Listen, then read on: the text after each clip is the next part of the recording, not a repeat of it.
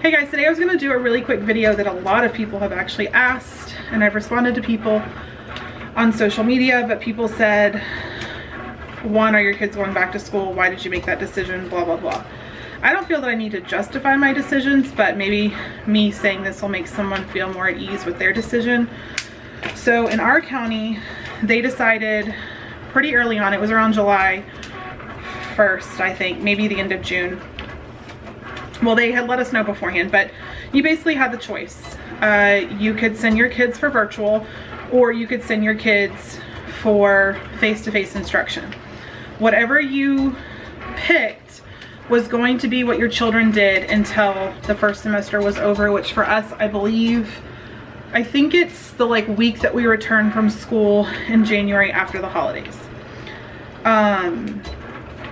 They, gave us some insight, but truth be told, not a ton. But for me, for Trevor got nothing from virtual or whatever it was whenever it was in March through May. He did not get anything from it. He thinks he did fine on it because our county made the decision that they couldn't be penalized during that time. So whatever their grade was on March 13th or 15th, whatever day it was that we stopped going to school, their grade couldn't go below that.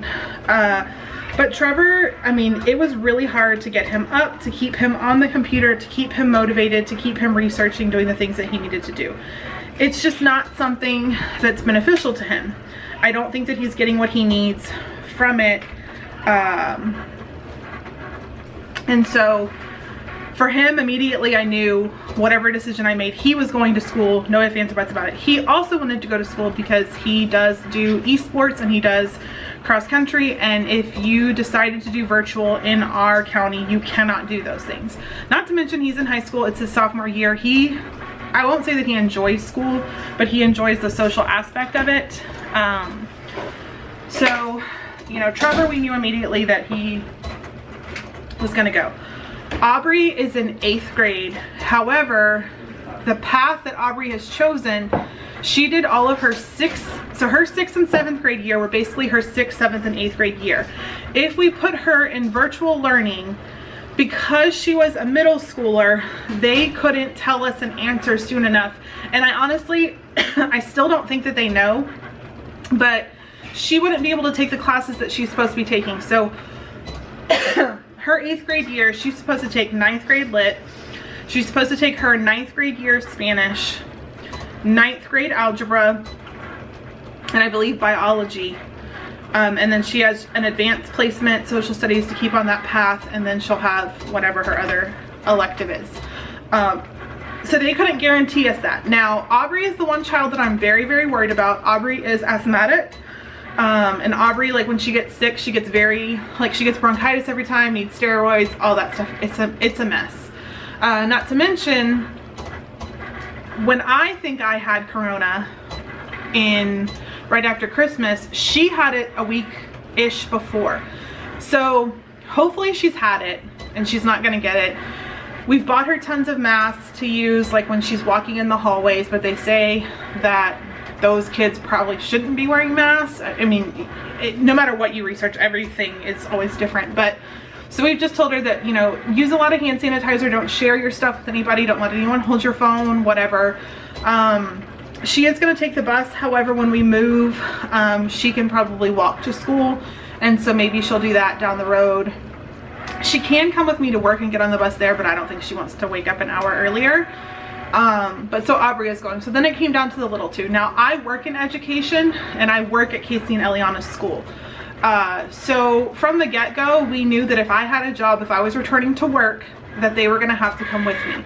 My husband is our breadwinner. He makes the money in the family. However, I work because I carry our insurance, our retirement, life insurance, all that type of stuff. So he and I have discussed it, and it is something that if need be, we can, if I'm not happy in my job because my job is not there anymore, or if the kids just are going back and forth because maybe they have to do balancing face-to-face versus digital, or they're gonna get pulled or whatever, then I will quit my job. But for now, we both feel it's important for us to have the insurance and to try to test it out and see how things go. And if they don't go well, then, you know, I'll quit my job. But for now, they're in our school. We are not mandated to wear masks. However, I told Eliana and Casey, and I bought them multiple masks, and I bought them a lanyard so that they can always have it on them. They each have their own hand sanitizer, and I know that every classroom in my county is going to get a gallon of hand sanitizer. All us educators, we all got 2 masks. If you work in, like, from pre-K to 2nd grade or ESEP, you get a face shield as well. They're not eating in the cafeteria. They're rotating on specials. They're rotating on recess. So we've worked them up as best we can to tell them, you know, when to wear the mask. Anytime that they have gone out, they honestly haven't gone out a lot. We do try to make them wear masks to try to get them used to it. But I mean, I made the decision, but I didn't really make the decision. You know, our decision was kind of made for us, and I don't judge anyone that is doing face-to-face. Honestly, if I was a stay-at-home mom, I probably would have chosen that route for the little two.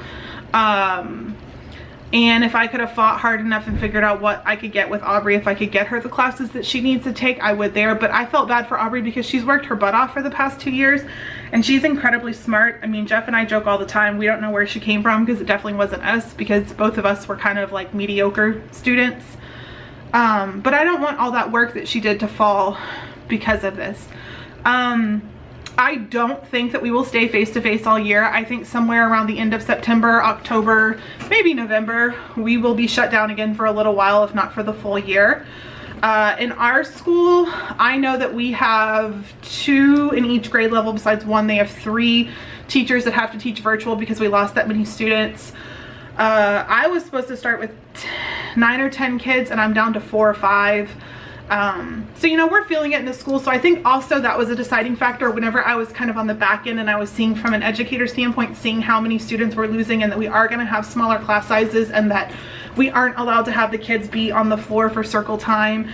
And our kids' desks are about 3 feet apart, and there's to be no tables or anything like that. It's going to be all desk. Everyone has their own stuff. Our county is actually going to start suggesting not to even bring in backpacks. We're going to do homework digital, everything digital. So I pray that my kids don't get it. I pray that I don't get it. I believe that I already had it, and I think Aubrey already had it. But you know, it is what it is. I have masks, I have hand sanitizer, and we'll just do the best that we can with what we're given. We are one of the few counties around here that are going to school. We kind of live, it's like there's Metro Atlanta, and then there's like the boonies, and we're kind of dead smack in the middle.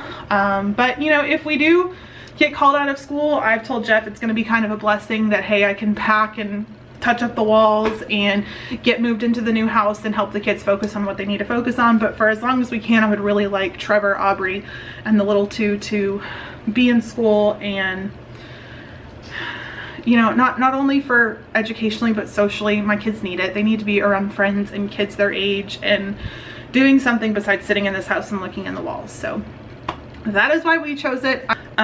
What you decide to do and what I decide to do, we're all still good parents, and we're doing the best thing that we can for our kids.